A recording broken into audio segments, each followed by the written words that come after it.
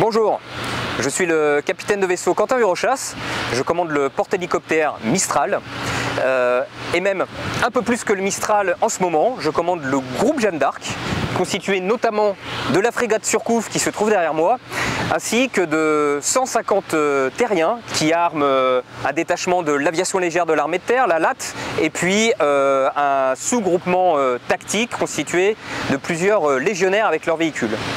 La mission Jeanne d'Arc, c'est d'abord quand même la formation des officiers de marine, toute une génération qui va être déployée pour la première fois sur des grands bâtiments de combat dans un contexte opérationnel.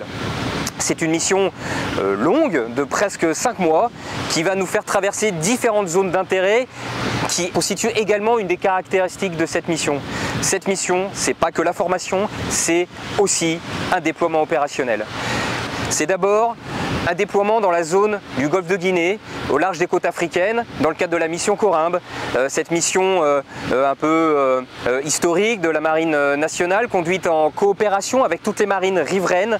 Ce sera ensuite des opérations qu'on espère pouvoir conduire de lutte contre les narcotrafics, puisqu'on ira ensuite dans les Antilles et dans les Caraïbes. Et puis ensuite, on va continuer tout un tour de l'Atlantique en remontant les côtes américaines, puis l'Islande, la Norvège et le Grand Nord. Des zones d'intérêt, on aura notamment un grand exercice avec l'US Navy et le Marine Corps, plusieurs jours d'exercice au large de leur camp, à Caen-le-Jeune, qui sera un événement assez marquant de ce déploiement.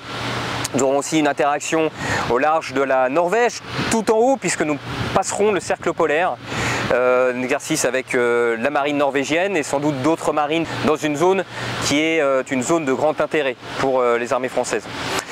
Nul doute en tout cas que c'est presque 5 mois de déploiement dans des zones assez variées, aux enjeux opérationnels importants, marquera assurément toute la population d'officiers de marine qui sont en ce moment à bord. Ça a marqué toutes les générations qui ont pu faire cette mission. Nul doute que celle-ci n'échappera à la règle et gardera longtemps le souvenir de ces 5 mois.